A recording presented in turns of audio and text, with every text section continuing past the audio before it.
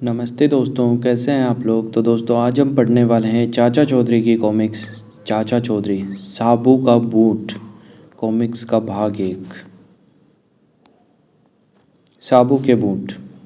कहिए जनाब, मैंने तो आपको स्पेशल बूट बनाने का नाप दिया था, क्या वह तैयार है। बिल्कुल तैयार है चाचा जी। यह लीजिए, पर इतने बड़े जूते आप पहनाएंगे किसे। अपने साबू को और किसे। चल भाई साबू, जरा पहन कर तो दिखाइए जूते। बिल्कुल फिट और आरामदेह है। चलो अब घर चलें।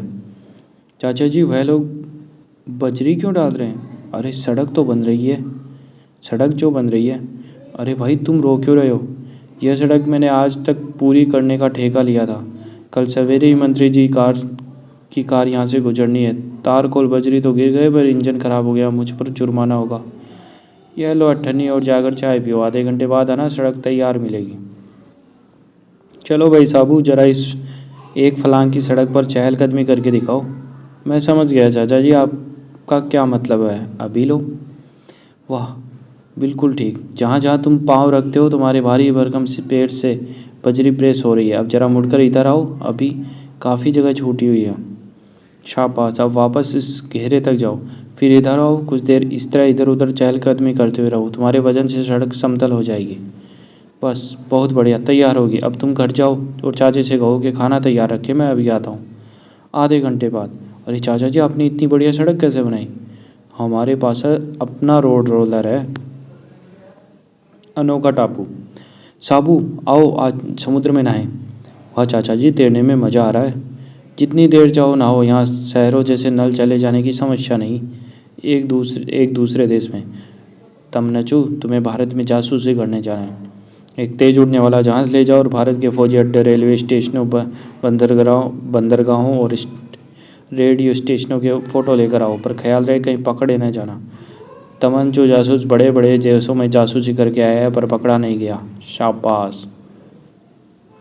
और तमंचू तेज़ रफ्तार जहाज़ लेकर भारत की ओर चल दिया। भारत के रडारों को चकमा देने के लिए मुझे नीचे नीचे उड़ना चाहिए। पर भारतीय रडार ने उसकी टो ले ली। एक विदेशी विमान भारतीय वायु सीमा के अंदर घुसा है। तुरंत भारतीय वायुसेना के 2 लड़ाकू जहाज उसके पीछे चल दिए। ओह, तो 2 लड़ाकू जहाज मेरे पीछे लगे हैं। कलाबाजी खाकर इन्हें धोखा देना चाहिए, पर कलाबाजी खाने से पहले ही। अब जान बचाने के एक ही रास्ता है, पैराशूट। मर गए, वो भी नहीं खुला। चलो गनीमत हुई पास में ही में टापू है, वरना मैं समुद्र में डूब जाता। ओह, अरे मेरी खोपड़ी पर कौन खड़ा है। साबू, यह नामी जासूस है, इसे हमारे हवाले कर दो, हम इसे बड़े घर की हवा खिलाएंगे। अंतरिक्ष फुटबॉल। साबू, तुम्हारी चाची बर्तन पटक रही है, लगता है उसका गुस्सा 7वें आसमान पर है। इससे पहले कि वह हमारे ऊपर बरस पड़े हम खिसक जाएं। कुछ दूर जाने पर, चाचा जी वह देखो, सामने एक फुटबॉल पड़ी है, आओ खेलें। साबू देखो, कितनी अजीब बात है, जहाँ जहाँ पर फुटबॉल गिरे हैं वहाँ वहाँ इकट्ठे हो गए। हाँ बेवकूफ़ों, जिसे तुम फुटबॉल समझ रहे हो वह एक अंतरिक्ष का जीव है। मैं शशांक हूँ, मुझ में सारी चीज़ों को नष्ट करने की शक्ति है। अभी देखो। शशांक एक इमारत की तरफ उछला और शशांक के गिरते ही वह इमारत ढेर हो गई। ओह, यह तो सचमुच बड़ा खतरनाक प्राणी है। अब मैं इस पृथ्वी की सारी इमारतों जैसे Taj Mahal, Lal Qila, parliament, Eiffel Tower, Buckingham Palace, Kremlin, White House, UNO building को गिरा दूंगा। कमबख्त, इससे पहले मैं तेरे ऊपर पेट्रोल छिड़क कर आग लगा दूंगा। थोड़ी देर में आग बुझ गई। हो, साबू, इस पर आग, गोली या तलवार कुछ असर नहीं करेगी। तुम्हें याद है ना, तुमने इसे किक मारी थी और तुम्हारे पैर को कुछ नहीं बिगड़ा। इसका मतलब है अंतरिक्ष फुटबॉल का इंसान की चमड़ी पर कुछ असर नहीं होता। मैं समझ गया। साबू ने लपक कर शशांक को उठा लिया और फिर उसे आसमान में उछाल दिया। वह अपने आप को बड़ा फन्नेगा समझता था। बहुमूल्य नेकलेस। सेठ जी, मुझे अपनी बीवी के लिए एक नेकलेस चाहिए। कृपया अंदर तशरीफ़ रखिए। देखिए, एक से एक बढ़िया डिज़ाइन, सब खालिश सोने के। मुझे इनमें से एक भी पसंद नहीं, सारे पुराने फैशन के हैं। कुछ देर बाद, सेठ जी नेकलेस दिखाइए। ये देखिए, अभी बाहर ही खेल रखे हैं, सब खालिश सोने के हैं। तुम इसे सोने का कहते हो, साफ पीतल नज़र आ रहा है। पीतल? अरे मैं लुट गया, हाय मैं लुट गया। अरे यह कौन रो रहा है। चाचा जी, एक बड़ा चोंगा पहने आदमी आया, वह मेरे सोने का नेकलेस ले गया और उसकी जगह पीतल का रख गया। आओ मेरे साथ, यह वह यहीं कहीं दूसरों को भी ठग रहा होगा। हम अभी नेकलेस निकलवा लेंगे। वह रहा वह चोंगे वाला ठग। चुप रहो, कहीं वह हमें देखते ही भाग न जाए। रॉकेट, जाओ उस चोंगे वाले आदमी से ने हमारा नेकलेस चुराया, उससे वह जेवर निकलवाओ। मुझे यह नेकलेस पसंद नहीं, पुराने फैशन का है। ओह, मेरे चोंगे के अंदर क्या घुस गया? ओह, चोंगे के अंदर वह मुझे काटे जा रहा है। चोंगा उतार कर फेंक दो। सेठ जी, यह रहा आपका सोने का असली नेकलेस। अरे, वह दूसरा नेकलेस तो मेरा है। भागो, अब तुम भाग कर नहीं जा सकते। भेड़िया और शेर। साबू सवेरे कहाँ चल दिया? चाचा जी, बैठे बैठे जिसमें जंग लग गया था, सोचा 300-400 किलोमीटर की दौड़ लगाऊं। चलो मैं भी देखूं मुझे आज क्या करना है। कल मैंने 2 भैंसें बेची थी, उसके 20,000 रुपये, आज इनको बैंक में जमा करवाना है। बाहर झगड़ू ठग। मुझे भी बताई कल चाचा चौधरी के 20,000 रुपये मिले और इस समय चाचा चौधरी घर में अकेला है। मैं ये भेड़िए की खाल पहनकर मकान के अंदर चला जाता हूँ। चाचा चौधरी मुझे भेड़िया समझकर डर जाएगा और भाग खड़ा होगा। पीछे से सारी रकम लेकर चंपत हो जाऊंगा। कुछ दिन अपने आराम से कट जाएंगे। ओह, बचाओ बचाओ, यहाँ तो लेने के देने पड़ गए। सेठ जी, मुझे माफ़ कर दो, मुझे मत खाओ, मैं असली भेड़िया नहीं, नकली हूँ। जाओ, माफ़ किया। भीखू चीखू। गेंडा सिंह ड्राइवर। अरे गेंडा सिंह, रो क्यों रहे हो? चाचा जी, मेरे ट्रक का टायर पंचर हो गया है।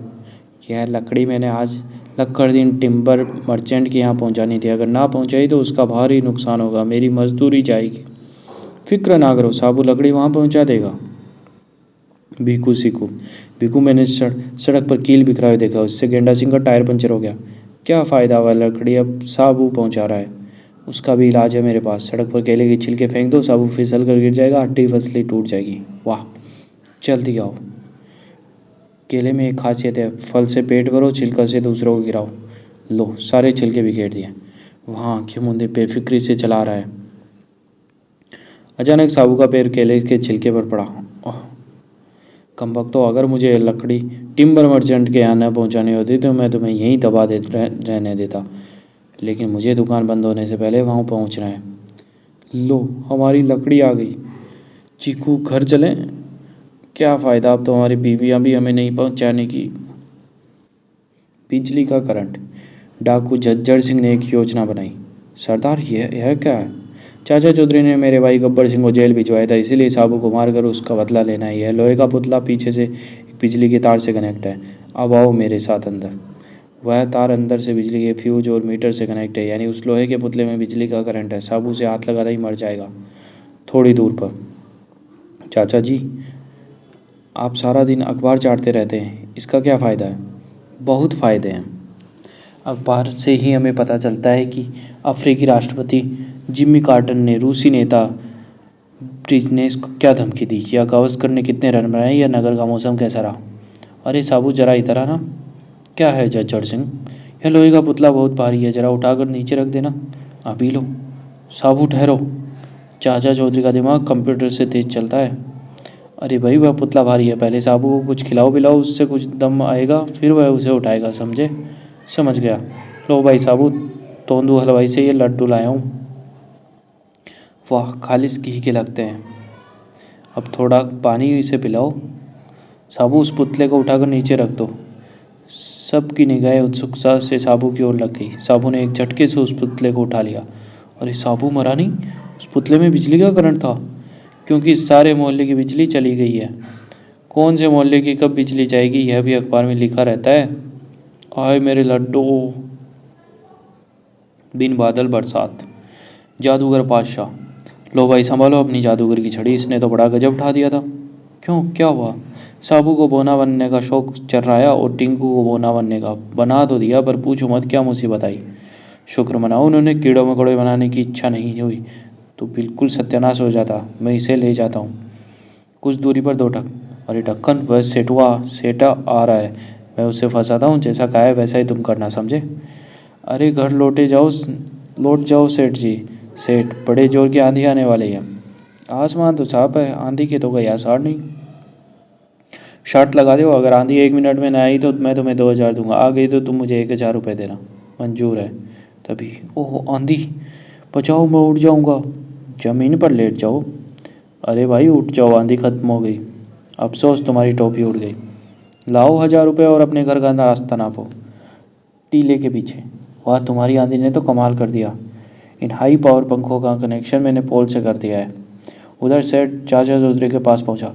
आसमान बिल्कुल साफ था, आंधी में के कोई आसार नहीं थे। जरूर उन ठगों की कोई चाल थी चाचा जी।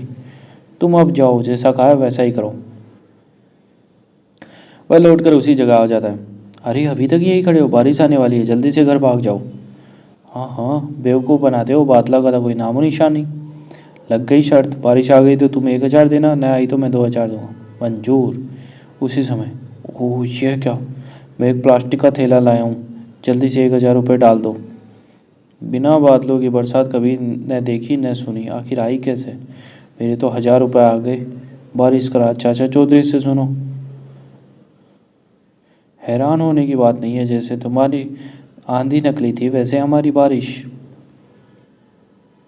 चाचा चौधरी का कंबल।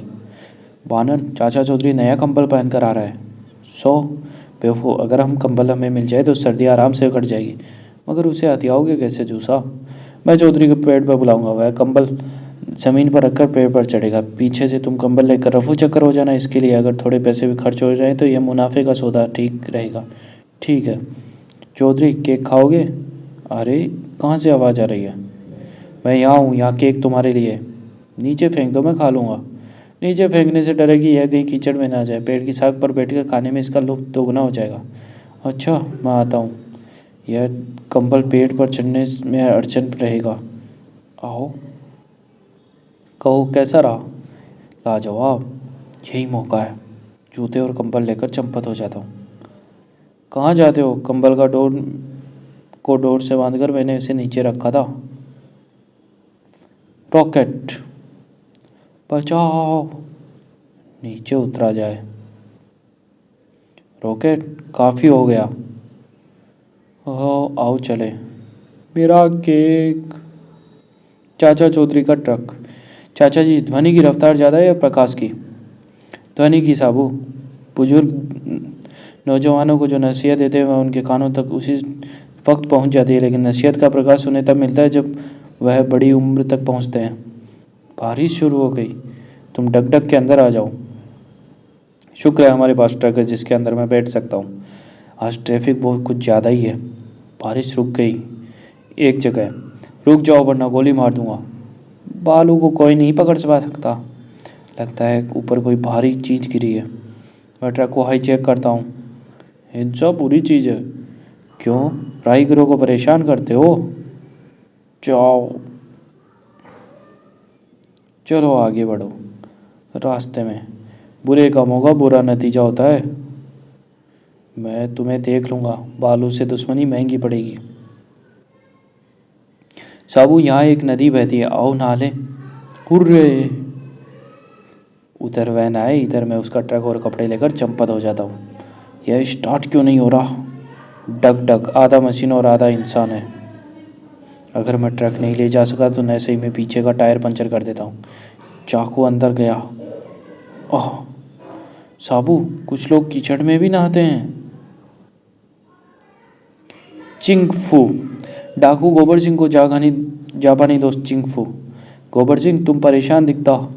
चाचा चौधरी और साबू ने नाक में दम कर रखा है, तुम उनको पकड़ कर इधर इधर क्यों नहीं लाता। अरे चिंगफू, उनको पकड़ कर लाने की सारी कोशिशें नाकाम रही। तुम्हारा तरीका गलत है। अगर तुम चाची को पकड़ कर लाता तो चाचा चौधरी और साबू अपने आप इधर आता।